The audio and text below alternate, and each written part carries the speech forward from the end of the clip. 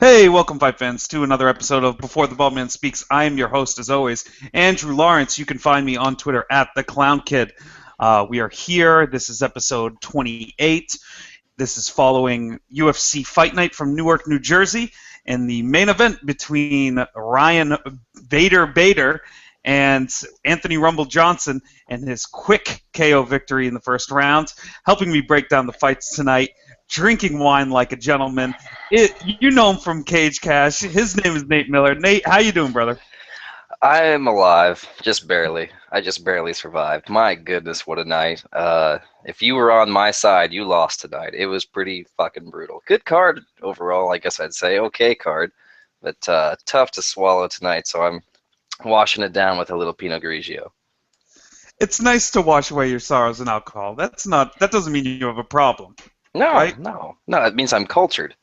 That's why it's wine. Because it's white wine that makes you cultured. If you had been drinking red wine and had a wine stain around your mouth in any place, that makes you a bum. Absolutely, I believe that's a fact. It's a thin line, but that's where it exists.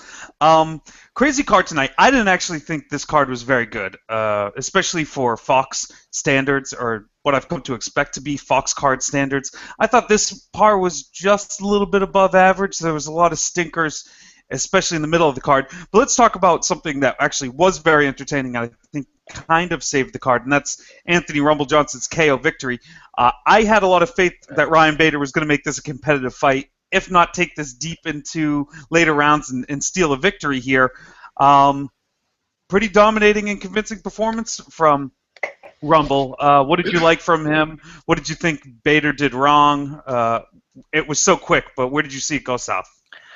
I've been going back and forth on this fight all week. Originally, I was all about Bader or Rumble round one, and then as time progressed, I started to think, okay, Bader can outlast. And the whole basis for that breakdown was a vine of Bader repeatedly shooting blast doubles, exiting out and shooting another one. I don't know if you saw that on Twitter. I'm an excellent gambler that way. That's my entire breakdown and analysis of the fight. I figured that would be enough. A man in pads clearly has to be more agile and skilled than Anthony Rumble Johnson, not hindered as such.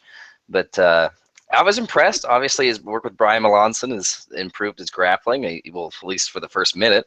But big ground and pound, Bader looked like he got big brothered, man. He got thrown on the ground and prison raped.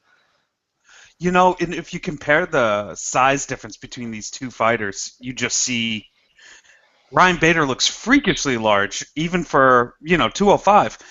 But that just didn't matter at all. I really believe. I'm coming around to the Joe Rogan opinion that, for the first 5 minutes of a fight, Anthony Johnson might be the scariest fighter in MMA, period. I'd have to agree with that. Like, nobody else comes to mind. Is there anybody else that you'd be terrified of for at least 5 minutes, and after that? It's a cakewalk, right? You can be Josh Koscheck and take the victory if you last that first 4 minutes. That's the rematch that needs to happen. Screw this Koscheck daily talk. Let's get Rumble back in there with Koscheck. That's what the people want. Is Rumble a free agent? If we're gonna have that fight happen, can we have it happen in WSOF? It sounds like a WSOF thing. I'm amazed it's not. And we could get Abdelaziz on board with that fight very quickly. Oh, he got fired. That's the best news in MMA. I don't believe that at all. Is his wife on the board of directors somewhere? Does he have a cousin that's in the management It's in her name or something, but exactly. Yeah.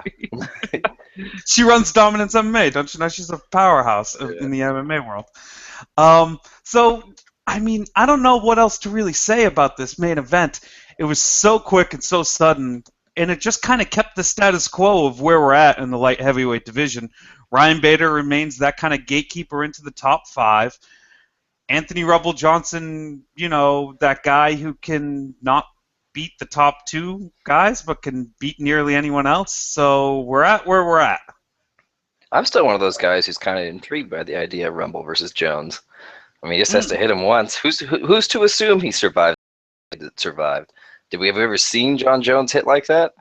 Yeah, it's a very solid point, and we know that DC has the ability to take a heavyweight punch, but we don't know if John Jones can do that yet. And we're really running out of challengers for John Jones, so it makes a lot of sense once he beats DC to recapture his title, which I assume he will do. that there'll be one more fight until they make that heavyweight leap. If he beats Anthony Rumble Johnson, I'm sure Johnson will be a huge underdog. But I could see the UFC putting that fight together. I think it would be successful. Yeah, I'm down. Yeah. So besides that, there was a lot of hype behind this main event and a lot of discussion about where everything will kind of be. But now that this has happened, we're kind of at where we're at, and we'll slowly await an announcement between a John Jones rematch against DC.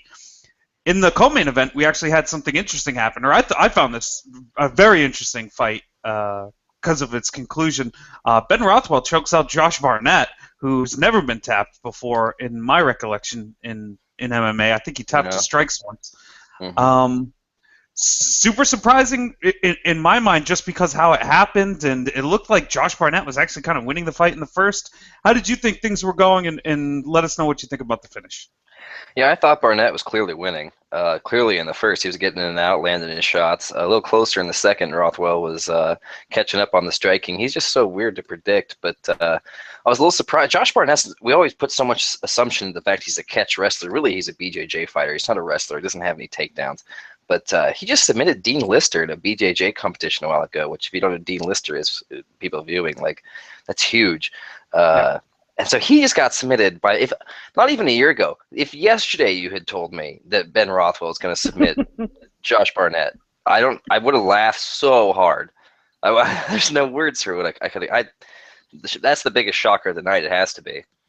I would have gone on an ill-advised prompt berating that person on how they don't know anything about MMA if they told me that Ben Rothwell was going to go choke Josh Barnett in an MMA fight in 2016, and I would be wrong. But isn't that the spectacular part of this sport? Just absolute crazy shit can happen.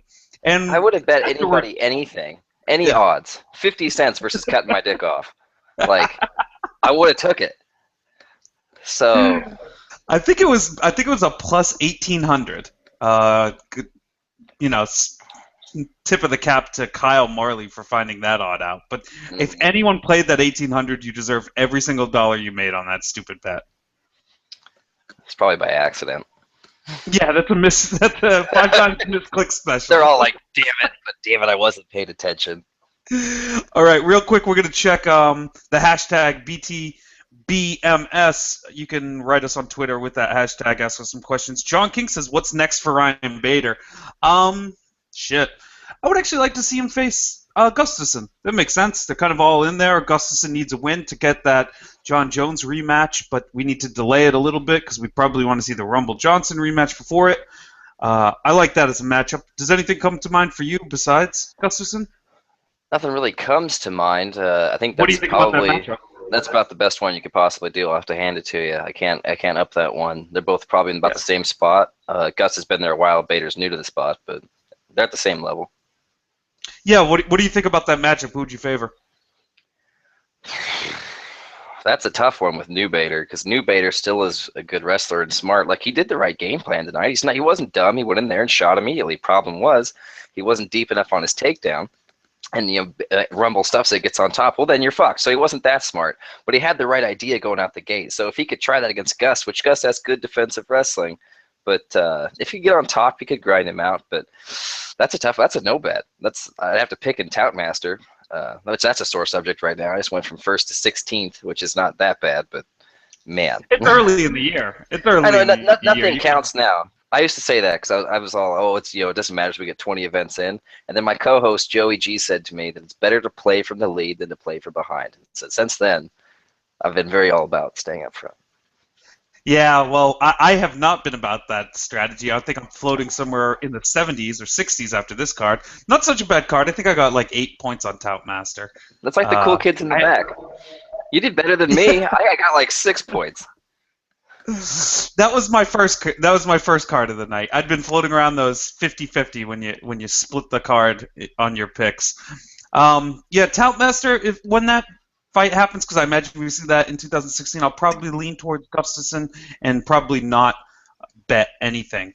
I think we got another comment from Wesley Colvin, that lovely human. Oh, Wes. He says, is Nate drinking white wine? And yes, you are, correct?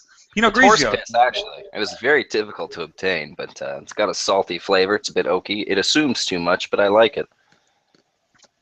Where are you sourcing your horse piss from nowadays?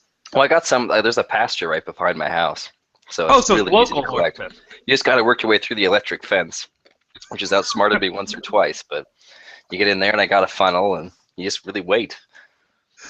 That's really good. And the final comment here from Lemon GF says Ben Rothwell must have gained some fans by now. Laugh out loud.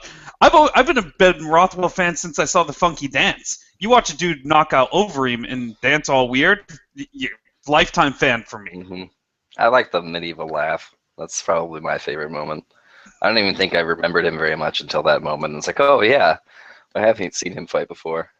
Yeah, he was just an IFL guy until you're gonna make some weird laugh on a microphone and make John Anik all uncomfortable. There you go. That's what you need in MMA to stand out, people. We had some other fights on the main card. I like these Fox cards that have 2 or 4 fights in the main. I think that we should move to that. Start having more 8 o'clock starts, 4 fights. Let's wrap this up by 10 in the evening. You know what I mean? I prefer Fox Sports 1 to Main Fox because with Main Fox, it's like Bellator. You know you have 4 fights in 2 hours, so you have 1 fight every half hour. At least with Fox Sports 1, you get 5 fights in there. You can kind of mix it up. There's a little additional film in there. It's kind of all right. It's the same thing. It's terrible. The pacing, you just have to deal with it. But they need the ad revenue. But I do like the 4-fight main cards. My I just favorite don't are like Saturday morning. I love Saturday morning cards. Ooh, the foreign fight cards, I like that a lot. I don't mind waking up in the middle of the day. I don't mind a Wednesday card either. Come home from work, catch a couple fights. That's right up my alley. But number 3 on this, or number 2 rather on this card, excuse me, is Jimmy Rivera against Yuri Alcantara. The local boy Jimmy took a unanimous decision in that. Kind of controversial, maybe was closer than a unanimous decision indicates. How did you score this fight, and what did you think about Jimmy's performance? This was one of 3 fights that I had a very hard time scoring. I scored it 29-28 anyone, and if you give it to Alcantara, you're basing it on knockdowns. I got into an argument on Twitter today about the importance of knockdowns, which it seems to vary in between people from fight to fight. But I was very impressed with Jimmy Rivera keeping the pressure on. I really thought he'd have to wrestle more, but no, he kept the pressure on, kept Alcantara on his heels. Alcantara did land some good shots, but not anything significant. So yeah, I guess Jimmy would have won, but I would not have been upset with 29-20 Alcantara. I think he clearly won the second, but the third with the knockdown was still a close round. It's just a hard fight to score. How do you judge takedowns with no activity versus harder strikes on the feet? I saw a comment on Twitter that someone wrote saying that some knockdowns are not equal to others, and these knockdowns don't mean much. I would tend to agree with the statement of that if it hadn't happened multiple times in a fight like this. Do you know what I mean? If you get clipped once, what was it clipped so funny? Just that comment in general? Some penguins are penguinier than other penguins, but this penguin isn't the penguiniest of all penguins. Yeah, it's really ridiculous. He got if someone I completely understand in a fight sometimes you get it like a short shot that clips you and they're still fully there looking directly at their opponent. They drop to a knee, stand right back up. That's one of those quick knockdowns. That's kind of your footing is out of position more than the damage of the blow. But there was multiple shots here that made him stiffen up and really hurt his ability to fight. That's the problem with MMA scoring today. Is it's so wide open. I mean, obviously in boxing, a knockdown is worth more than rocking your opponent. Tonight, Terry Safadine in the first round gets rocked, wins the whole entire rest of the round, but got rocked near the end. And so people will give him that round. All 3 judges gave him that round. So is that worth more or less than a knockdown? In MMA, I guess it would be worth less. In boxing, it's worth more. Well, the knockdown is worth more. Yeah, of course. I follow you completely. And everyone, message on using the hashtag BTBMS and tell us how you scored this fight, what rounds to what fighter. I ended up scoring this fight for Jimmy Rivera as well. Or hold on, let me actually double check my notes because now that I'm looking at it, yeah, I did end up scoring it to Yuri. Just a very awkward situation. I don't feel like this was the best outing for him. A raise a close decision. But I think we're seeing Alcantara kind of fade away into this, weird region where older 135ers go, in that they can beat certain fighters. They're really good gatekeepers. Essentially, they can beat certain young up and comers, but they can't touch some other guys in the division who are going to be elite. But I thought that this showing really showed that Jimmy Rivera has some holes in his game that he definitely needs to shore up before he faces the top, 6 and 7 of this division. I thought he did pretty good. I was impressed. I mean, he's not going to be a champion tomorrow, but maybe by next year. I mean, he's going to be a top 10 guy for a while now. I don't know. Bantamweight's pretty light anyways. I think the levels at the top of the 135 game are just too high.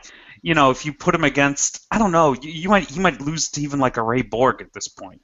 Ray Borg is flyweight. Oh, I'm sorry. Flyweight's way deeper than 135. Do you think so overall? Oh, yeah. I mean, it's hard just because Demetrius Johnson's on top of that division and kind of wiping everyone out. But I guess if you think about like Joe Benavidez, you think about Henry Cejudo and those guys, like the top 5 of that division is just absolute murderers and nearly impossible to crack into. Well, 35, I would have to say bantamweight has grown a little because John Lineker had to come back up. So that's like half the flyweight division right there. That's half the finishes in the flyweight division. John Lineker's an interesting case in the 35-pound division. How would you match him up against Rivera? That's a fun fight. Rivera is probably definitely like to throw. Well, he's a lot more active and he has a ground game, but Lineker would stand and swing. Alcantara tried to avoid, create distance, land some pot shots. Lineker would stand in the pocket and swing with him. That's a fun fight. I love that. What I really want is just a side note, just for my own guilty pleasure, John Lineker versus Thomas Almeida. If that doesn't happen sometime soon, I'm going to lose my mind. You can guarantee that Joe Silva will jump down into the lower weight classes to make a fight like that happen. He's got a masochistic bone in his body, so he wants to see that violence too, I think. And we all love him for it. Absolutely. Let's talk about Sage Northcutt real quick before we finish our discussion about UFC on Fox 18. Sage Northcutt, quote-unquote exposed, a huge favorite in his fight against Brian Barberena. What did you see here? A lot of people are saying that he quit. A lot of people are saying he just panicked in that position. What do you think about his performance in general and in the finish in particular? Well, technically he quit because that's what submitting is. He didn't go to sleep. His body didn't give out. He mentally quit. He made the decision to stop the fight. I wasn't in the choke. I wasn't there, but I have done jiu-jitsu. I have been in such chokes, and that's not a choke I would be tapped out. Of course, I wasn't in the one he was in. I'm not going to say Brian Barberena came down to whatever his name is, whatever gym. Did I say that right, Barberena? I can't believe. Yeah, it is Barberena. I think it is Barberena. I'm just going to call him Bam Bam. I don't even care. Came down to Yakima MMA and threw me in that choke. I'm not going to say that I ever experienced that. But I have been in such positions, and I didn't tap. I didn't even consider tapping. He didn't switch sides. He didn't tee off. There was no need there. Sage wasn't even fighting. He didn't even go palm to palm and push off. He didn't try to make any form of space. He quit, which he's 19. He's young. Unrefined. He's got some great technique, but he's going to make dumb mistakes. Like that, what cost him the fight was that diving, I don't even know what to call it, somersault head kick or something. He said he kind of landed. He kind of landed it. If he knocked him out, we call him a genius. Since it missed, he's an idiot. But, yeah. It just didn't land flush. He did have something on it. It wasn't totally stupid. But let me ask you this before I give my comments. Were you happy to see Sage Northcutt lose this fight? Oh, I'm devastated. Utterly devastated.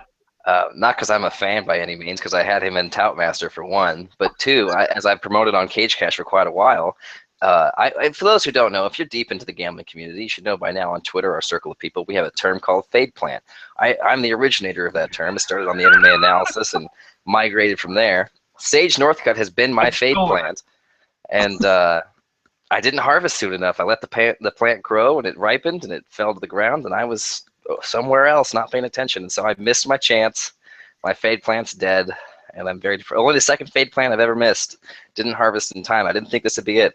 If Barberena had had a full camp, I was going to pick him, but short notice camp. Still, we learned Sage Northcutt can't fight off his back. But that's my 2 cents.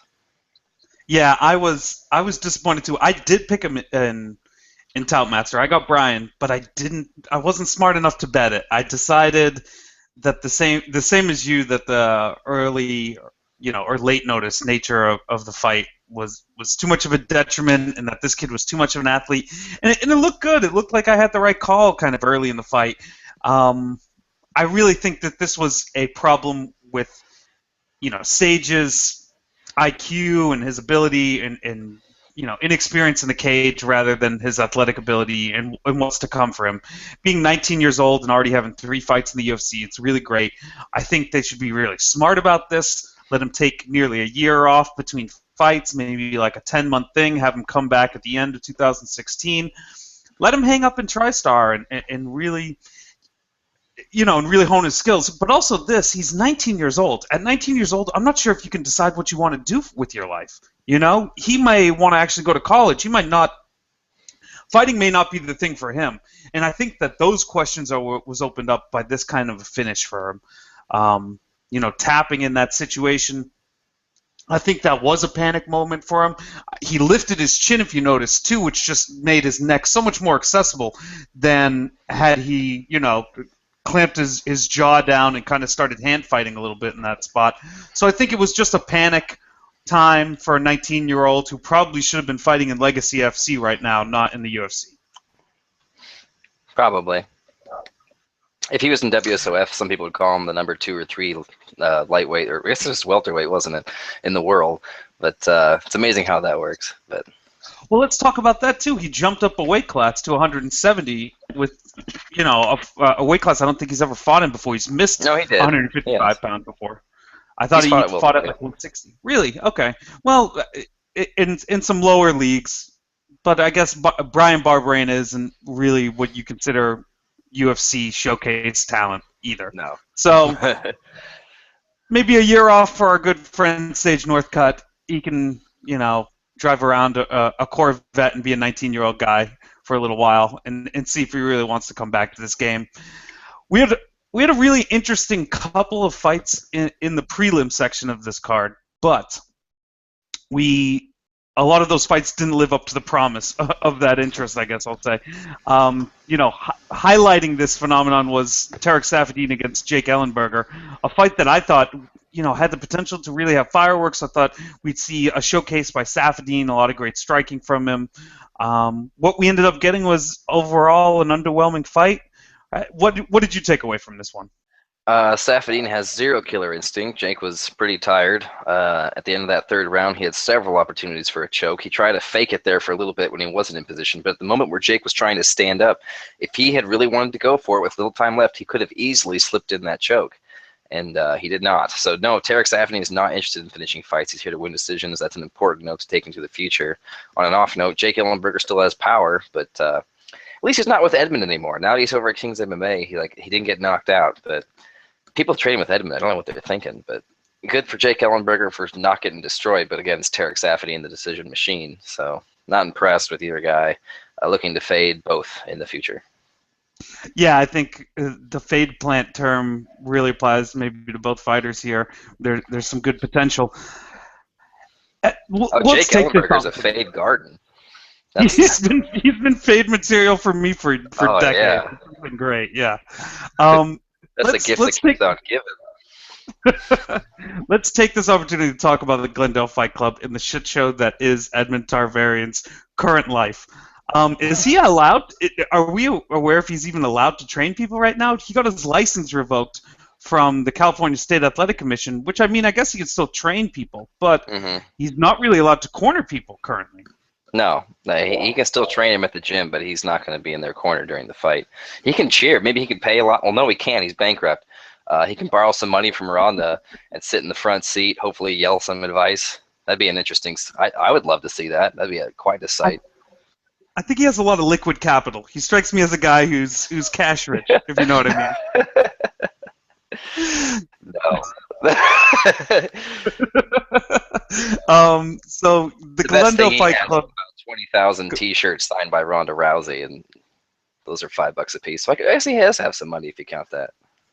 Yeah, well, the value's going down daily on those, so try to make a bulk sale on those, Edmund. Poor Edmund. It's the demise of his career. He's currently bankrupt. His star fighter has lost her title. He no longer has a gym. It seems like he's going to lose his gym in the bankruptcy proceedings.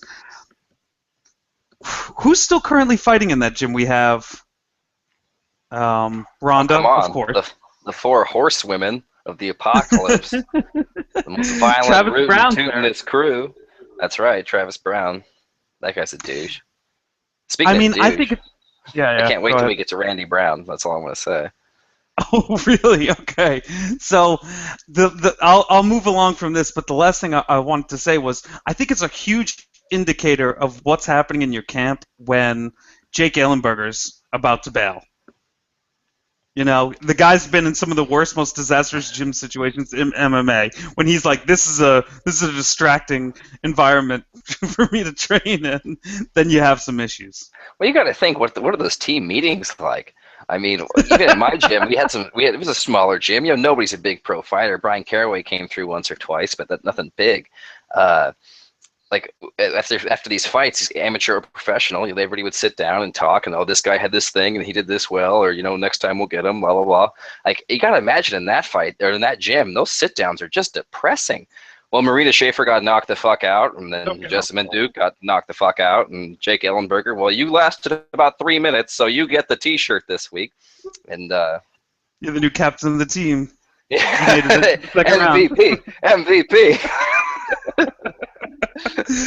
All right, a couple things from Twitter. Flying Brian J says he'd favor Lineker over Rivera. I don't blame him. That guy's a powerhouse.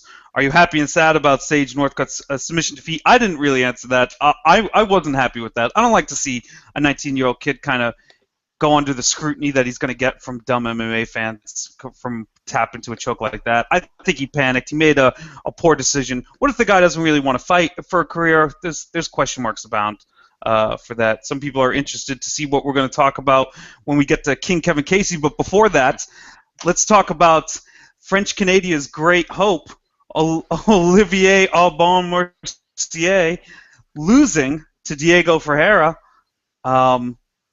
Big favorite, the OAM here, and Brazilian's own kind of gets him. Have we been overhyping OAM forever? Because I don't think I've ever seen him be impressive in a single UFC fight, but I always see him with the minus 300 in front of his name. On Cage Cash, I said, because I've bet on him every single fight besides the Chad LaPriest fight, and this time I said, well, I'm not going to bet him. It's be cutting my 3-fight winning streak on him. And because I had to chase, I ended up betting on him. Which, in my opinion, he was on the way to victory. First round was close. I really wasn't sure which way to go. I picked OAM just because I was biased. I said that on Twitter. I'm super biased, but it's probably CDF. And then round 2, clearly OAM, I thought. He definitely won that round. Still getting close. Round 3, for the first minute and a half or so, OAM is clearly winning the striking, clearly the superior fighter at that point, even just working his clinch game and his grappling. Then he goes for this takedown that fucks him throughout the rest of the round. Just trapped there. He's utterly gassed. There's people trying to hype him up as the next GSP. That's clearly over. That's done. Good win for CDF, but the battle of triple numerals goes to CDF. I thought that CDF was is Carlos his first name? I thought Diego was his first name. Brazilian names are the most confusing thing maybe in MMA. Forget the technique. Forget learning jiu-jitsu and all the different positions. No. Brazilian naming conventions is the hardest part about being an MMA commentator or analyst.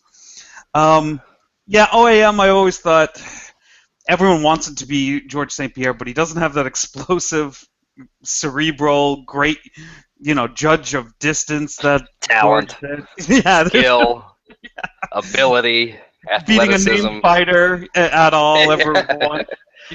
Not fighting in a prelim, things like that are bare minimums you have to beat before you get the GSP, comments or comparisons. I think OAM got exposed here. I think that he is UFC caliber in the modern sense of the word, but not necessarily in the legendary sense of the word. We're not going to see great things from him probably ever unless he adds some brand new skills that change the whole complexion of his career. Anything else in this fight, or can we move on to the King Kevin Casey? I think we should move on. let's move on to the King Kevin Casey. It wouldn't be a King Kevin Casey fight if there wasn't some weird shit happening in it. We had two eye pokes and in a crotch shot. Let me check the foul notes here. We had okay. Oh, I I didn't don't think it mark was this this down. one. It No, wasn't yeah. this What did fight. we? Yeah, no. I messed There up my was one nut countdown, shot in round two. which was The, which was actually beneficial at the time because Kevin Casey was rocked. Casey got dropped in the first round and kind of got saved by the bell a little bit there. Still clearly hurt and just couldn't put it together. What did you think about Rafael's performance? Should he have finished him, or are you not too concerned about that in this fight? Do you think he actually goes anywhere in 185 pounds? This was an interesting guys who were kind of middle of the road in their careers. well, I think he should have finished because he did finish. Oh But my God, did he? Sorry. yeah, but I have my notes uh, flipped on. this is That's the like the problem. one bet on this card I even got right. This is one pick I was super confident in. I wish I would have bet more. I was so confident in Hofffield Natal because all he had to do was last 2 minutes. You last 2 minutes, Kevin Casey does to knock you out. If you can wrestle, you can win.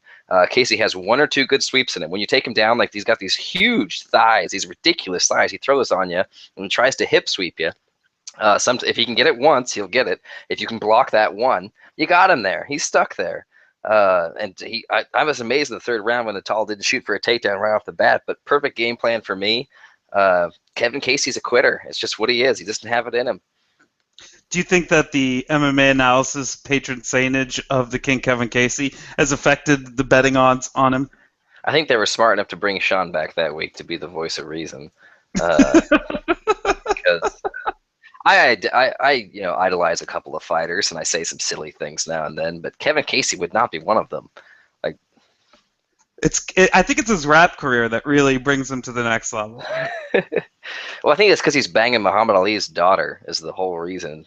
Whew, that's happening? That's a He's reality? married to her. Holy That's it. shit, dude. Yeah. Oh, I'm glad that I lost money on him now. He was also adopted by like the Gracie family. Like he's got everything going for him besides his fighting career. Poor guy. He must get no respect at Thanksgiving dinner. You're sitting there next to Muhammad Ali. You got the Gracies over here who are champions. And like, how's your career going, King? Oh, I just got knocked out by Rafael Natal. No big deal, guys. He was Moving on. RFA champion. He hides that belt under the table and cries into it at night. Yeah, that one used to be proudly displayed on the mantle, and it's slowly moved to There's a picture of that. room. There's a picture of Kevin Casey holding his RFA belt next to Muhammad Ali, and Muhammad Ali's in his wheelchair all shaking like, why the fuck do I care about this? He's like, what the fuck is an RFA? It's like talking to his least favorite son-in-law. He's like, good for you, Casey. I'm glad you did something. Yeah, what did you make? 20 and 20? Good work. Not even that. Yeah, right. To become RFA champion, that you actually take a salary reduction. Mm-hmm. It's a pre-tax on the UFC contract you're about to get. So Kevin Casey, sorry, you're no longer the patron saint of MMA touts. I'm sure Lance will take him back though. So things are looking up for Kevin Casey despite the loss. Dustin Ortiz loses after one of the bigger favorites. I thought I didn't see anyone going against Dustin Ortiz the entire week leading up to this fight. He loses, pretty convincingly against Wilson Reese here. A boring fight, kind of interesting. What did you think about this whole fight? Well, first off, this was the most popular pick in Toutmaster that lost, Dustin Ortiz. I believe only 8% or something like that picked Wilson Hayes. I bet on Wilson Hayes in his last fight against Husier Formiga, thinking it would be the Wilson Hayes we saw tonight. And I bet against Wilson Hayes tonight, thinking it would be the Wilson Hayes I saw against Formiga. Absolutely brutal for me. Dustin Ortiz had no answers. That's the Wilson Hayes. That's why he out-grappled Formiga. Formiga just outstruck him, which still baffles me to this day. But great performance by Hayes. He fought smart. Did a great job. Usually he gets rocked in every fight. Ortiz couldn't even do that, which Ortiz is about the best thing Rufus Sport has going for it right now besides Ben Askren. So that camp's kind of dying. And I know Ben Askren has 1 foot out the door with, 2 feet out the door technically if you count Evolve MMA and Askren Wrestling Academy. So Rufus Sports and future isn't very bright. Especially look at Anthony Pettis, all that. That whole show's just falling down. Sergio and Anthony are off lost in space. Eric Koch still hasn't woken up. Who is Eric Koch, and is he going to fight in MMA ever again? Maybe not. He was about to fight Jose Aldo for the World Championship. Isn't that crazy to think? So was Josh Frisbee. Well, wow. And now he's in Florida getting arrested for selling crystal meth and setting a guard dog on his ex-girlfriend or something crazy like that. Mm-hmm. So the world of MMA, it's fickle, cruel bitch, this game. That's when War Machine isn't the biggest piece of shit out there. That's how you know MMA is pretty crazy. Yeah, it always shocks me when people are like, this MMA fighter's didn't behave properly. Like when people get upset about Rumble Johnson throwing a girl's yoga mat at a gym, like a savage. I'm like, of course, these guys fight each other for money. They're not priests. They're not moral dudes. They're fucking savages. Yeah, a couple of douchebags are going to slip in the mix. Have you ever been a part of a high school football team? Remember how there was a bunch of assholes on that? Well, this is that times 1,000. So besides poor Josh Crispy, poor Dustin Ortiz in this fight. I thought this was really a showcase for him.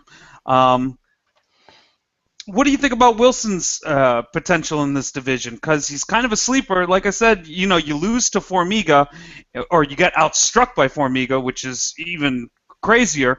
But after a fight like this, you kind of look like someone who could be in the mix, maybe contend in a year or so. Well, on the right night, he could contend, but he's never going to be champion. Nobody's going to beat DJ at this weight class. That's the beauty of it. DJ is going to be the most dominant champion in UFC history. He has at least a good 5 years left in his career, and I guarantee you for at least the next 2.5 to 3 of them, unless some super prospect comes out of the mix or Dominic Cruz cuts down to 125, which isn't going to happen, DJ is going to be that guy. He's going to shatter Anderson Silva's record.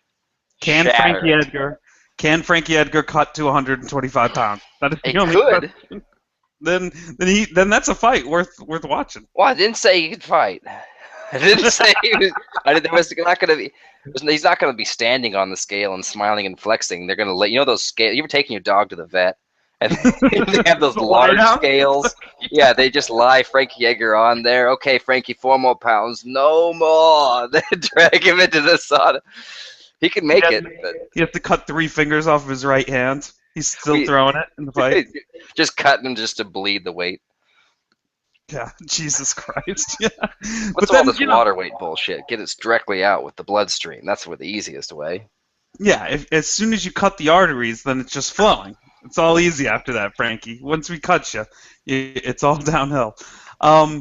Easiest path for his second championship, though, in my mind. So, get the leeches together, Frankie. Think about it. Yeah, poor Dustin Ortiz. He had a little bit of hype on him, but it seems like he's always going to lose to people who are making that, nice. With white wine, it's best to help the breathing process. It doesn't work as well. I wanted to play the musical instrument for you. I'm sorry. It's too bad you could have. It's like the Brazilian guy on the subway who plays the wooden flute. Oh, the pan flute bands. Yeah, exactly. In honor of Wilson Reese here, you can be a pan fluter. Dude, I was in the pan flute band in high school. We're called the Peruvian Neckties. That's that's not a thing. Nobody cares. Oh, fantastic! No one should have. All right, we're working our way down these prelims here. George Sullivan, he got knocked the fuck out by Alexander Yakovlev. Alexander Yakovlev, I think, went up in weight for this fight. I think he went up because I don't remember him being at 170. Yeah, he was a welterweight before, and he went down to lightweight and fought Gray Maynard, and now he's back up at welterweight. Which was probably a mistake because it didn't look like he had much power. I mean, he had enough power to knock out Gray Maynard, but that doesn't. No, he didn't knock out Gray Maynard. I made the same mistake last time. I was like, oh, he's going to knock out Gray Maynard, and Joey on the Cage Cash corrected me. He actually went to a decision. So that's how bad that weight cut was for him. You know what's so funny? In my mind, I just instantly assume all of Gray Maynard's live losses have been I did the KO'd. same thing live on Cage Cash last week. I was like, oh, yeah, you knocked him out. And Joey's like, no, he didn't. I was like, hold on. A human being got into a steel cage with Gray Maynard and didn't knock him out. It's not a woman. I It's a have to man. just assume certain stuff. Just, I can't keep every fact in MMA in my brain, so it's just easier for me to believe everyone knocks out Gray Maynard. Okay, it was a KO victory. Just easier that way. But this was a KO victory in quite a shocking one, probably one of the best of the night. If we didn't have those two finishes in the co-main event and the main event, a shoo-in for performance of the night by Yakovlev. Scary at 170, or did George Sullivan really just game plan this one all wrong? Well, I don't think George Sullivan's a very good fighter, to be honest. I picked Yakovlev. I should have bet him. I was confident, but also I was confident in the over, so I'm glad I didn't bet this fight at all. But he's a dangerous guy. Like, well-rounded fighters are dangerous, and he is well-rounded. Danger for takedowns, top control, and apparently knockout power, which I wouldn't have guessed before this fight. But still room for improvement. I mean, he's still young. Still, he's only been in the UFC. I think he has 3 or 4 fights. So long ways to go. But I mean, welterweight needs contenders. There's some contenders. Yeah, not a contender, but a dude who can do some fun stuff like that. Why not? Keep Yakovlev in there. He's got a scary kind of look to him. I don't know how you grow zero hair on your butt, but he's a dangerous guy. Welterweight, he can stick around for a little bit.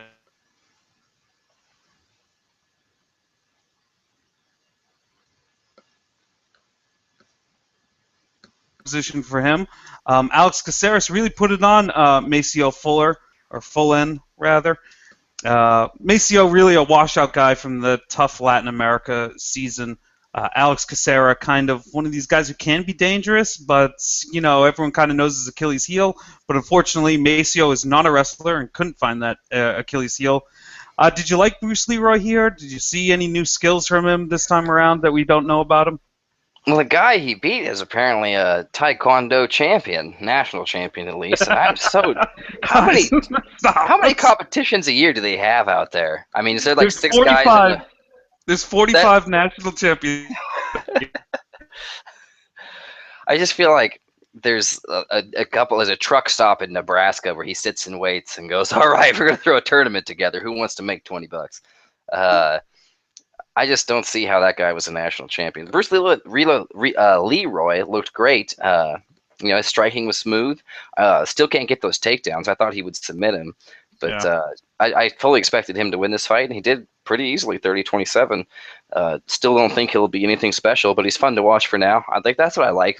Not everybody has to move up the ladder. Unless he starts talking about a title shot, just keep him in these lower level fights. He's a lot more fun. Maybe we'll see a diamond in the rough, a new prospect come up and knock him out, or he'll just keep doing what he does, which I enjoy. I think that's a really good comment, and we don't think about that enough for the sport of MMA. It's kind of always ascend to the title or get the fuck out of the UFC. It's great for him to be in this kind of spot because he is entertaining, especially when you put him in the first fight on Fox Sports 1. That's fantastic for me. This fight was probably my third or fourth favorite fight of the entire night. It was somewhat competitive. It was a mostly striking affair. He goes for crazy kicks from the outside. He doesn't mind mixing it up. He gets tagged every once in a while and takes a good shot. It's always entertaining when I watch Bruce Leroy fight, and I think that's more important maybe than the quality of opponent that he's beating. Yeah, I agree. So we've made it to the Fight Pass prelim section of this card. Let's catch up with some comments on Twitter here. Nebraska. I don't know. Did I mention something about Nebraska? Who cares? I did. The truck stop in Nebraska. Well, it could have been in Nebraska. It could have been in Oklahoma. It could have been in any of the fine. I honestly say that because Nebraska's the state I know the least about. I'm not even sure I know where it is. I've traveled to most of this country, and I've never come close to being in Nebraska. No. Nor do I want any. We don't know what goes on there. And so Taekwondo fights is possible. 44 out of 45 national champions of Taekwondo come out of the state of Nebraska. That's a statistic just made up just now. And a true one. Another comment is Barefoot, and this is a wine comment. Barefoot is one step above Boone's Farm. So I don't even know what Boone's Farm is, but that's some real homeless man stuff. Dude, at I think I got $40 for 12. Sweet deal. Hey, so I'll take it. I've drank a Barefoot glass of wine. Not too shabby. I'm a wine snob. I'm a beer snob, but I was just I'm so not depressed. I'm not a beer snob or a wine snob, but I'll get blackout drunk off nearly any type of booze you want to serve me. So another comment here: when you get the time, what's next for Big Ben Rothwell? That's a really good point. We really didn't get into where he goes. There's not too many matchups really left for him because he keeps winning. You win a couple fights in the heavyweight division, you're right there in title contention, but they don't want Ben Rothwell to be there. Do you see Stipe getting the next shot? If not, do you see Stipe versus Rothwell? Does Stipe fight, or does Rothwell fight Kane if Kane doesn't get the shot? What are you thinking? Well, it depends how long Kane is out. I don't think Kane should have got a rematch to begin with, but Yeah, I don't think Alistair Overeem deserves a title shot. I'm not sure Ben Rothwell's there either. Although after that performance, I'm not sure what to think because that was one of those, like we already said, the most amazing finishes ever. But why not rematch Alistair Overeem and Rothwell and give it to Stipe? Because I think out of everybody, Stipe deserves it the most. He already killed off yeah. one contender in Arlovsky. Overeem's still in contract negotiations. So who else? There really isn't anybody else. Kane's hurt. JDS is half himself. He's still in a wheelchair right now, relearning the ABCs. Fuck. Um, I don't need. That's a sore subject for me. I love that guy, and he just beat the shit. But who would I put him up against? I don't know. I guess Travis Brown. Did they already fight? I don't think so. No, they didn't. I don't believe so. No. I mean, Brown was considered a contender, but not anymore. He's So probably floating around a similar rank. Like I said, there's not too many matchups that you can say from Ben that are, people ranked higher than him. He's beat most of these people. it seems like MMA is struggling. There's besides welterweight, which now kind of has a depth of contenders since GSP left, and middleweight because they absorbed Strikeforce. Anderson Silva's kind of gone. Not just the UFC. Almost every promotion is lacking depth now. Kind of like we used to. Like, there's still the UFC obviously has a much larger roster than the other promotion, but it lacks those top 10 killers, the guys that are fresh blood, the same guys that were in the top 10 2 years ago, last year, 6 months ago. At least half or more are still there now. Yeah, it's time for the UFC to get on the buying other promotions game, I guess. Strike Force all over again. Let's bring everyone back into the fold. Some other comments here from Twitter. I can't believe that you don't know Kevin Casey is the son-in-law of Ali. Yeah, thanks, Jeffries. How badly does Jimmy Rivera punch up Caraway's face? I would pay hundreds. No, I would pay $100 to watch that fight go down. I'll put out a disclaimer. Brian Caraway is really good friends with my brother, and his camper was parked at my mom's house for quite a long, long time. I've only met him a couple of times, and I've met Misha a couple of times. They're really cool people. Also put that disclaimer out. He wants to fight Thomas Almeida. Brian Caraway, Yeah. I know you're watching the show right now. Why the fuck do you want to fight Thomas Almeida? Yeah, that was one that was very shocking when I heard that call out, because there's all this talk about him ducking other fighters, and then you're basically the one he does end up calling out's the most dangerous one of the lot. Well, no, he didn't want to fight Aljamain Sterling. Aljamain Sterling was campaigning for him for quite a while. That's a bad matchup for Brian.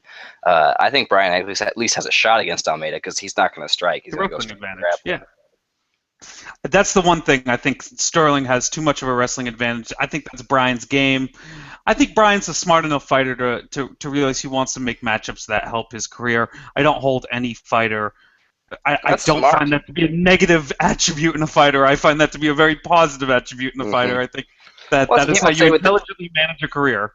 I love Nick and Nate Diaz quite a bit, but people who thinking, oh, these guys are awesome, they never pull out a fight even if they're injured. That's not tough. That's stupid. A real smart fighter, you're injured, you pull out. That's the fact of the life. Manage your career. Don't cater to fans who have no clue about fighting, never even been in a wrestling room, much less an actual training session or maybe even a fight. So I don't know.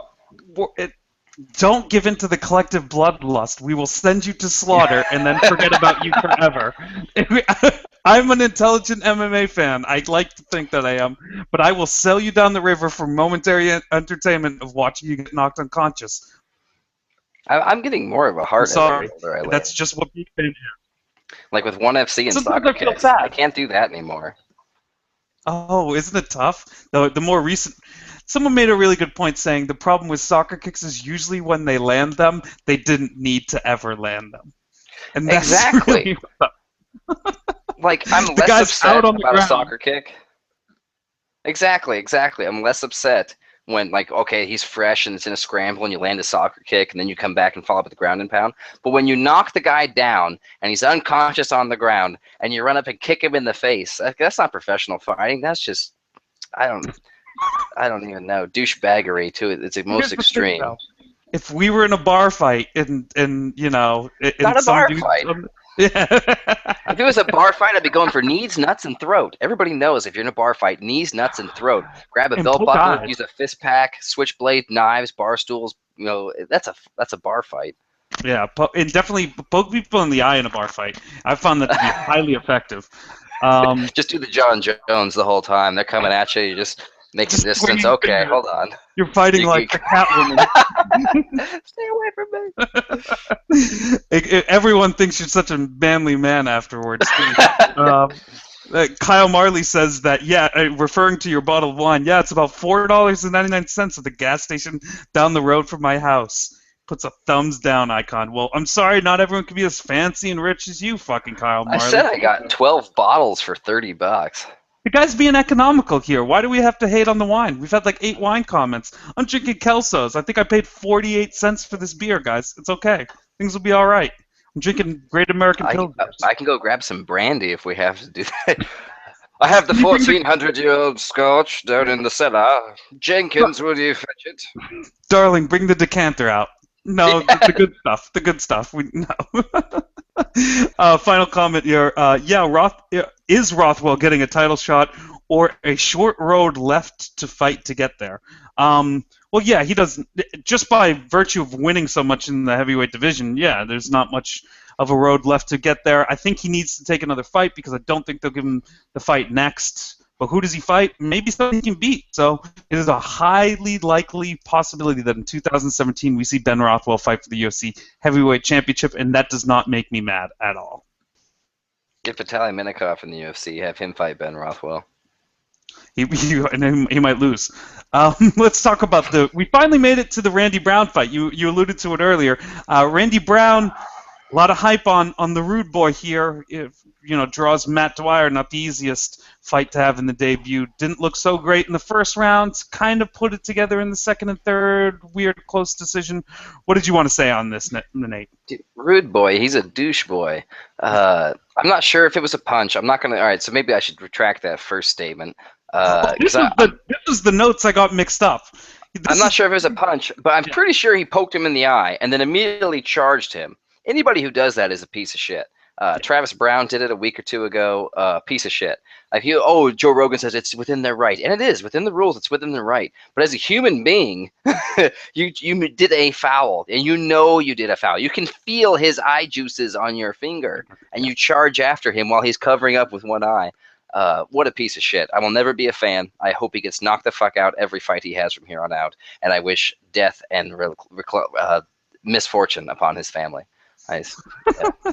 When you are the Rude Boy, though, that's Rude Boy fighting.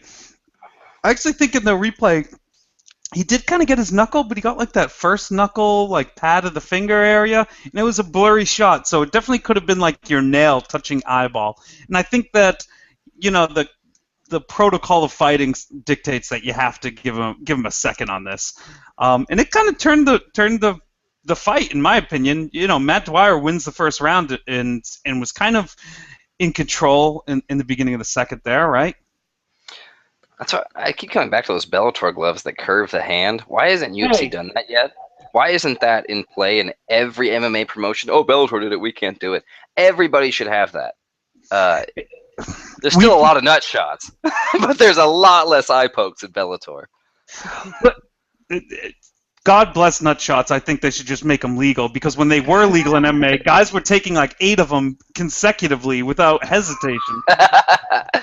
The nut shot is the great lie of MMA. They're acting like that hurts a lot. You get a steel cup on, you're good. Mm-hmm. I've been kicked in the nuts. You wearing a diamond cup, you're straight. With those compression shorts, nothing's getting through that fucking cup. But back to eye pokes. I've made this point maybe 1,000 times with every person we've discussed eye pokes with, because if we wanted to, on this show, we could discuss eye pokes every single show without if you watch every card, probably out of all the episodes of Before the Bald Man Speaks, there's 20 episodes where we discuss eye pokes. That's how prevalent it is in this sport. And Bellator has solved the problem. There is technology.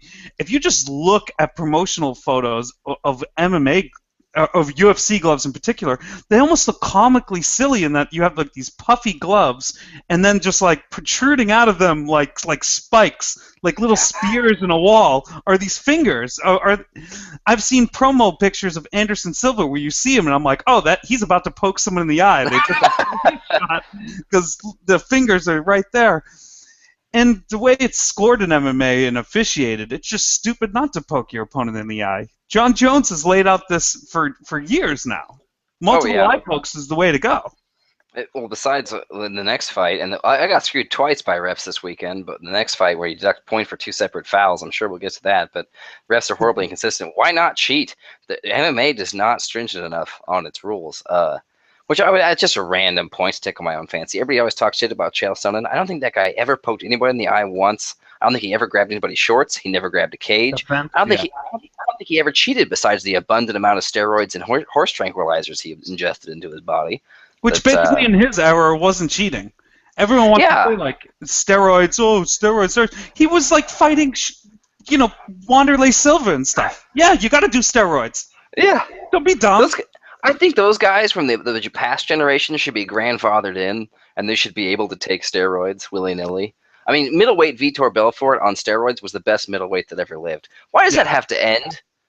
I don't understand. I don't see the reasoning. For a clean sport, Nate, the sport has to be clean. Like we have a clean sport now. Like we're anywhere close to a clean sport. We should clean up that list of banned substances, is what I'm saying. That's what needs to be cleaned up. First thing to add on to it, human growth hormone. These guys can't stay injured like this anymore. Get them on the HGH. Come on, man. You're going to be gone for 8 weeks? I get you on an HGH regimen, 2.5 weeks. We're scheduling you for the next pay-per-view. Let's go. Dude, if I ran a promotion, it'd be out of Jamaica, and my fighters would be glowing in the dark. They would be absolutely just steroided to the gills. And I would shortly be the most popular promotion on the planet. HGHFL, the Human Growth Hormone Fighting League. Let's There do it, is no Andrew. weight class under 170. Well, heavyweight becomes lightweight. Yeah. How are you not in the super? We're convincing guys who are 135-pound fighters. Like on our diet and regimen, you'll probably be at 185 pounds solid. We think you could contend at 185. There's no cutting weight. There's adding mass. How much mass can you add in the next 3 Instead months? of weigh-ins, it's a beefsteak dinner. That sounds fantastic. How did we get on this? Oh, we were talking about cheating. Well, we could continue to talk about cheating because we're up to Levan Makashvili against Damon Jackson here. A draw. One of these great draws in MMA. Although a draw that, honestly, when it came time for the decision, I was like, who gives a fuck? Levan maybe had an argument for, not getting that point deducted against him, but I didn't really mind it when it happened. It was just kind of bizarre how the ref decided to publicly comment in such a loud way that the broadcast could pick it up that it was for both fouls, when he could have just easily taken the point for the last foul and no one would have really critiqued him on it. Well, people say, like, oh, he did 2 fouls, so he deserves to have a point taken. Well, yeah, in a perfect world, that makes sense to me. In a perfect world, I don't have to pay taxes for roads that don't get fixed. There's a lot of shit happening in a perfect world. Never before in a fight have I seen that. I've seen 2 points taken by Herb Dean for 2 separate nut shots, 1 for each ball, but I've never ever seen a fighter or a referee take a point from a fighter for 2 separate non-intentional fouls. You can say he did it on purpose, but you can't prove it. You can say it all you want. It's not true. They were, as far as we know, unintentional. It's not like the first one that comes to mind is Dave Rickles hitting John Alessio or kneeing John Alessio in the head. Is there any? Oh, there was one in this fight where Levan Makashvili actually kneed him in the head on the ground. That one wasn't quite as intentional as it seemed. It seemed like he could have been aiming for a shoulder. I agree. But yeah, these blatant intentional fouls, I felt that was bad. I would be much more upset about this if Dustin Ortiz hadn't lost, because Levan Makashvili was one of my most prevalent picks I had this week, and I was very confident in him. Not impressed, and so I will not be betting him again in the future. But he definitely should have won this fight, 29-28, split decision. But whoever scored a 29-27, Damon Jackson, I don't know what you're doing. But yeah, horrible, horrible refereeing. Terrible. Yeah, I don't know. I thought that the way that the first two rounds of this fight went, the scores could have gone fucking anywhere, especially once you get added a point deduction in the mix. A clusterfuck draw seems like a fine way to end this fight. I'm with you. I wrote on my notes. I write notes after all these fights. It says, "Stop hyping up Levon immediately," and that's what I think that the story of this fight was, because Damon Jackson, was not a person with any hype around his name, and then you see him give a performance like this, and you realize exactly why there's no hype around his name. And really, if Levon isn't at the stage in his career that he could be a fighter like that, I'm not sure if he's at the stage in his career where he belongs in the UFC. So, a local guy, and I like to see him, be successful, but just too many holes in the technique, and I'm not sure if he has the time in his career to, kind of shore up those walls to the point where he can fight elite fighters at this level. All right, final fight of the night, or the first fight of the night, either way you want to look at this. Tony Martin, he waxes debuting Felipe Olivieri. Olivieri kind of dangerous in a couple spots. Maybe he was taking that first round. Seemed like he was winging punches and not throwing too many straight. But when he landed, he was landed with some good power. But when Tony had his back against the wall in that third round, cinched up a submission victory. Pretty impressive. And I thought, an early contender for performance of the night. What did you think about Tony here? Little bit of a rough start. I had him as a pick, no bet. Definitely glad I didn't bet him, because I think this was more of a comeback win than a dominance win. But impressive against a not overly great opponent. But good for Tony Martin. I'll be fading him in the future versus any quality competitor. Yeah, and I think that's kind of the point here. Felipe, despite coming from a big camp and having a little bit of pop and power in his hands, probably not a guy who will stick around the UFC for too long of a time. Start thinking, Nate, real quick now about who your performance of the night is. Pretend you're Joe Silva and you're giving out the bonuses, and your fight of the night. Some final comments here from Twitter. Kyle Marley says, who's more likely to have their next fight be a title fight, Rumble or Rothwell? Oh, shit. I'll say Rothwell, just because heavyweight's more unpredictable and has, more injury fallouts happening right now. What do you think? I'm going to say Rumble, because obviously you got to think logically here. There's one fight separation, because DC's going to fight John Jones. And then after that, John Jones needs to fight somebody. Can't be Glover, can't be Gus, can't be Bader now. If he beats DC, there's nobody else. Only Rumble. And so there's one fight of separation there. At heavyweight, Fabricio's injured, Kane's injured, so he's out of the equation. If Fabricio comes back, he at least has to fight Stipe. He has to be ahead. And then, maybe Overeem in his contract negotiation, he gets the title shot. You don't know. Players there. There are more players in that mix. No matter what, I think Rumble's one fight away from a title shot, whereas Rothwell could be several. Yeah, that makes good sense. Flying Brian says that Nate Miller sounds like a scary motherfucker. # bar fight. Okay. I think that's agreed. I was an Alaskan fisherman, and people get drunk often, and they usually have guns. And so you can't fuck around, because you go to, there's this town called Pelican. All right, I'm not going to start that story. No, go for it. Yeah. No. Massive. In a town called Pelican. Well, it's all this is a wharf in the side of this island. It was basically like 20 people throughout the entire year live in this town, and then about 200 live there during the summer. And there's 2 nights throughout the fishing season where all the fishermen come in, whoever is in the area, and they go to this karaoke and bar night, and it just gets fucking crazy. And just moral of the story, glad nobody died. It would be more fantastic if everyone in the town except for you died, and then you'd have to explain it all to the police, like, how did this all happen? That's like the beginning of a Stephen King novel. That could be the premise of it. Um, all right, and then there's a bunch of comments here about a lot of horses in people's towns, which I'm not going to read because I don't give a fuck about the horses in your All towns, right. ladies and Can gentlemen. Oh, is that because of the horses that pissed into my cup? Is that what you're talking about? I guess that's how this all I started. was gonna say horses. What the fuck? What the fuck is happening on this comment line? All right, Come on, Twitter, you so can do better than that. yeah, come on, get it together. It's not really horse piss; it's fine wine. Performance of the night. Give out some awards here, Nate. Well, First off, fight of the night pass. There is no fight of the night. would you give out 4 awards then? 4 finishes? Four I'd have to performance give of the out night? 4 performance of the night. So let me look here. Do All that, right, yeah. no, no, no, no, no, no. There is no fight of the night. Obvious performance of the night, Ben Rothwell. First guy to submit Josh Barnett, you give that guy Yeah, 50 grand. no joke. UFC, they always give 50 grand to the main event, and Anthony Johnson won, give him 50 grand. Those are your 2 Less of performances a of the bonus night. that you have to pay. And so, screw the last 2. You can't give Brian Barberena one because he submitted Dana White's baby, and so he's going to be angry. Oh, I'd love Uh, to give him that. Yeah, Other 2 performances of the night are going to be Alexander Yakovlev and of course. I guess Tony Martin. But I'd say Wilson Hayes. Wilson Hayes shut down Dustin Ortiz. Yeah, but despite getting despite not getting a finish, that was as dominant a performance as you could have had being in an underdog spot. I don't hate that at all. I would give the fight of the night to Bruce Leroy against Maceo Fullen. That was the fight that entertained me the most. That's terrible. If that's Yeah, the but it fight of was the night, my this is a favorite fight. terrible fight card. It wasn't a good fight card. That is my point. My performance of the night goes to Johnson and Big Ben Rothwell. You perform in the big spots, you get the 50 Gs. That's how it is.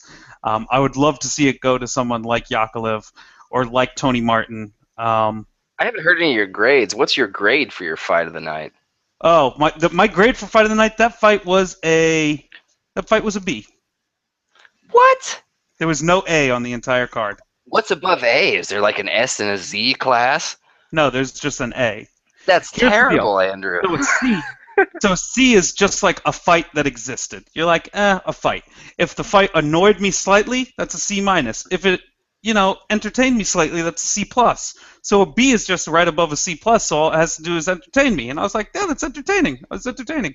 The best grade on the whole fight was twofold. Actually, three. Three got B pluses. Tony Martin's finish, because you get some extra points for being the curtain jerker because the expectations are really low. So if anything exciting happens, you're shooing for a B plus.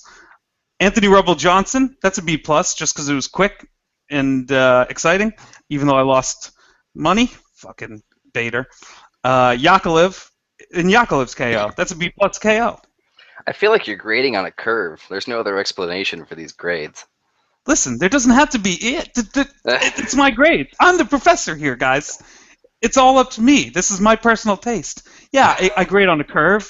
Yeah, you have to perform in the big spots, and if you do anything in a weird spot, then you're probably more likely to get a good grade.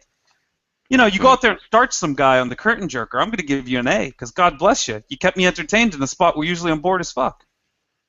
So your fight of the night was a B. Yeah, my fight of the night was B. I would have given it to one of these B pluses, but a fight of the night, there has to be some level of back and forth. It has to be like a good competitive scrap. It has to be parity. There has to be some type of, like Or you said, back and forth, like a swing. Tony Martin was almost considered because Felipe seemed like he took that first round and then it swung the other way, but I don't know. That's terrible. All I hear you're saying to me is that there was no good fights tonight. Yeah, there was.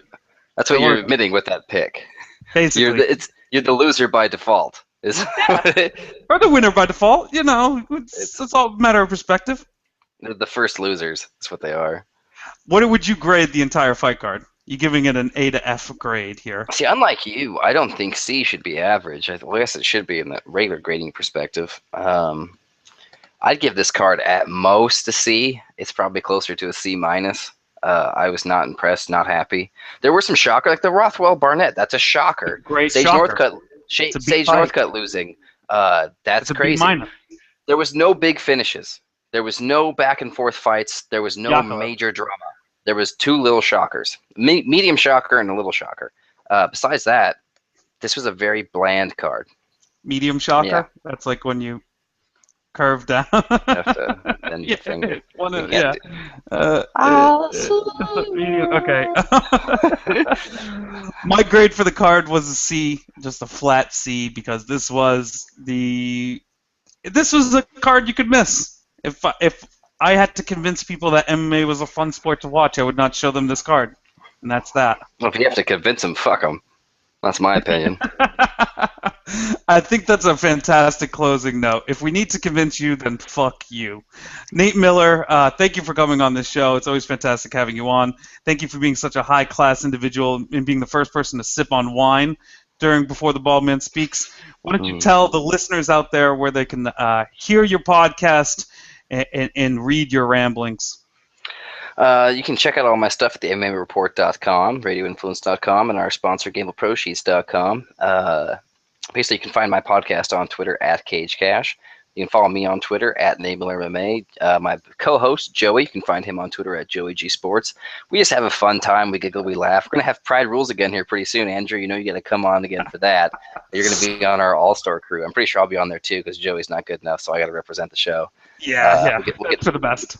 We'll get another all-star on. But yeah, our show's fun. We usually win money. Tonight was the worst night I've had in a long time. But if you've gambled as long as I've had, and most of you have even gambled longer, well, I shouldn't say most of you, a few of you, the guys I follow on Twitter, you know these nights happen. And this was a brutal night. Really started off my first month of the year pretty bad. But it doesn't matter. We'll be back. There's 12 months. Tout Master, I fell 15 places. I'll be back in first next week. The year is young. Andrew, thank you for having me on, sir, and thanks your whole audience for listening, and hopefully I'll be back on again soon. We'll get you back on Cage Cash. I'll back here before the bald man speaketh. Yeah, definitely. I'll look forward to some Pride Rules. This time I'm going to go entirely fiction for fans of Cage Cash. They can be excited for a lot of weird ramblings. I never got to ask you, why am I fighting black bears in the Washington woods, for those who heard that Cage Cash episode? You've always you used to sit on this weird chair that just had like a lot of It's downstairs now. I moved. Yeah. I have my own office now, and so usually I do too. Like I was mentioning earlier, the girlfriend kicked me out to watch Netflix with one of her buddies, and I'm the only one apparently who can hook up Netflix to a television in this whole fucking place. So I'm off in the kitchen, but it's really nice having your own little like office area, right? Mm-hmm. Oh yeah, it's unfucking beatable, gentlemen. If you can't do that in your life, like berate your woman until she gives you a man cave. It's so nice. Mm-hmm. Yeah, but you used to sit on this weird like chair that I thought was like the fur of a brown bear, or I always imagined it was just a giant bear rug. Oh, it was. It with my bare hands, yeah. You see, the legend continues. You should actually have like the bear head that you wear on top of you. Well, I have a rug made out of a shark around here somewhere that I triangled on the Alaskan Ocean. I can send that to you right now if you don't believe me. Yeah, I was definitely. fishing one day. This shark came up onto the boat and was talking shit about my jiu-jitsu, and so I immediately pulled guard, was working some high guard, and got the triangle. Here, I'll send this to you before your show ends. You tried the arm bar with the fin first, but then you. No, it's called the fin bar. We've actually perfected the fin bar. It's a different angle because there's no elbow joint. There's no, yeah. We put a lot of thought into this. I'm glad. Well, when fucking around with the Sharks top game, it's best not to be an amateur. You want to put a lot of thought into that. You got to seal off the gill. It's not the carotid artery you're going for. You're trying to seal the gills. All right. Oh, I forgot that I transitioned from a triangle choke to a rear naked choke. That's how it happened. Sharks don't have good jiu-jitsu. But yeah. I just sent you the picture on Twitter. I'm glad. I'll look forward to that, and we'll tweet it out to all the followers. Thanks, Nate, for coming on the show. We'll wrap it up here. Thanks, everyone, for sticking around and listening to the entire show. Appreciate it. Appreciate everyone who wrote us comments at #BTBMS. As always, you can follow me on Twitter at @TheClownKid. If you liked this show, please give it a thumbs up down below on the old YouTube. Share it on social media wherever you go. In that social media space. Thanks again for listening. Thanks again to Nate, and peace. I'm out of here. Bye.